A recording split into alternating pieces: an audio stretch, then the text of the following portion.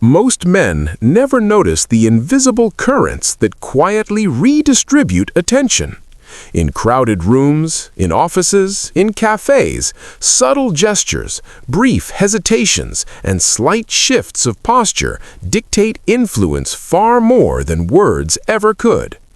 Conversations appear linear, flowing naturally, yet beneath the surface lies a lattice of unspoken hierarchies. The man who leans forward at the right moment, who shifts his weight in a room full of observers, sets off a cascade of attention that most never perceive. These patterns are not deliberate. They emerge from observation, mimicry, and unconscious alignment. They are consistent, repeatable, and yet invisible to those who do not look closely. Understanding them does not alter the events themselves, but illuminates the underlying architecture of influence. Three patterns dominate the silent orchestration of social attention: the deferential pause, the interrupted gesture, and the silent claim. Each manifests differently, but converges on a single principle: perception, even unspoken, governs reality. Across interactions, status flows along lines defined not by speech, but by subtle signals, waiting for the mind to notice, to register, or to ignore. The deferential pause arises when one man unconsciously yields space to another. In a meeting, one hand hovers over a document while another retreats, invisible to casual observation. The length of a pause, the momentary hesitation before speaking, signals more than intention. Observers register these gaps as a shift in dominance without articulating it. The mind interprets silence as accommodation, and attention drifts naturally toward the man who occupies space assertively. Over time, repeated deferential pauses establish a hierarchy invisible to participants. The silent architecture of control does not require explicit action. It depends on observation, alignment, and the small but consistent choices of each individual in proximity. The interrupted gesture follows a pattern of subtle undermining. A man initiates a motion, reaching, pointing, adjusting posture, but another intervenes, speaks first, or redirects attention. The original motion halts, and the attention it was about to capture dissipates. The interruption itself need not be confrontational. It may appear incidental, even trivial. Yet human cognition is sensitive to the trajectory of movement. Motion captures attention, and its sudden cessation creates a shift in focus. Observers perceive the interruption as a pause in authority, a momentary vacillation that transfers influence to the interrupter. In social groups, this is pervasive. At a table discussion, a raised hand may be immediately overshadowed by a prompt from another. In casual conversation, a gesture toward an object or idea may be preempted by someone else's commentary. The result is an unspoken realignment of status. The psychological mechanism is subtle. The brain's perceptual system prioritizes motion, anticipating the completion of an action. When the trajectory is stopped unexpectedly, attention recalibrates. Authority, measured unconsciously through flow and initiative, is reassigned. Hesitation appears as weakness, even if the man who initiated the motion is otherwise competent or confident. Observers do not articulate this change. They merely follow the cues, aligning with the individual who maintains motion. The interrupted gesture illustrates how influence can be undermined without words, without confrontation, and often without recognition. It emphasizes the fragility of perceived control, dependent entirely on continuous, unbroken expression of presence. This fragility compounds across interactions. One interruption is negligible. Repeated interruptions form a pattern. Over time, the man whose gestures are frequently halted becomes peripheral to the group's attention structure. Influence migrates elsewhere, quietly and efficiently. No confrontation occurs, no explanation is offered. The system simply recalibrates. These dynamics are not limited to overt social exchanges. They occur in professional settings, informal gatherings, and transitional spaces, hallways, entrances, shared tables. Wherever attention flows, interruption reshapes hierarchy. The process is mechanical, not moral. It operates independently of intention.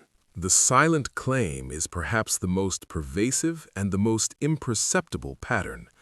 A man positions himself subtly in a room, at a table, or in the trajectory of an exchange. Leaning forward slightly, scanning reactions, adjusting proximity, he anchors attention without speaking. The claim is not made in words, but in posture, gaze, and micro-adjustments of space. Observers subconsciously register presence as a form of influence, aligning with it, deferring to it, or subtly following its direction. In professional and informal settings alike, the silent claim establishes authority before a single word is spoken. The energy of a conversation, the focus of a room, gravitates naturally toward the silent claimant. Mechanically, the silent claim operates through micro-perception. Proximity signals engagement. Posture signals intent. Gaze signals awareness. These cues, infinitesimal and often unnoticed, coordinate collective attention. The mind tracks these signals, assimilates them into an understanding of social flow, and aligns behavior accordingly. The pattern is cumulative. Repeated silent claims reinforce perception, gradually establishing dominance. Unlike the deferential pause or the interrupted gesture, which are reactive, the silent claim is proactive, subtle, and anticipatory. It exploits the brain's tendency to follow cues of occupancy and motion, shaping influence long before overt assertions. At midpoint, it becomes clear that control is never absolute. Even the man most deliberate in movement may lose attention to randomness or unforeseen subtle shifts. Influence favors not only precision but unpredictability. The patterns observed are tendencies, not guarantees. Hierarchies emerge from the interplay of multiple signals, some deliberate, some unconscious. This complexity ensures that while observation clarifies mechanisms, it cannot fully predict outcomes.